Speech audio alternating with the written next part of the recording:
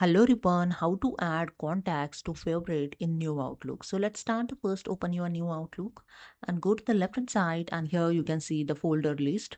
First I just favorites to one folder. So I just keep cursor on the archive folder and click on this three dot, and here click on the add to favorites.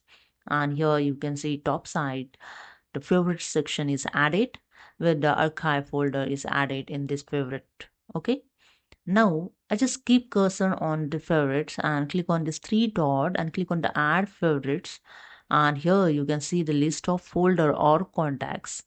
So to add to contacts, select your contacts, and here the Kriya contact is added. Again I click on the three dot, click on the add favorite, and I select the PND take, and here the PND take contact is added. Now, if you want to remove this archive folder, just click on the three dot and click on the remove from favorite. And now here you can see your contact is added to favorite. Okay. Now and click on this three dot. If you want to hide the favorite, just click on the hide and your favorite's contact is hide. To unhide it, go to the view tab. In layout group, click on the folder pane and click on the favorites and click on the show favorites, and you can see your favorites contact here showing.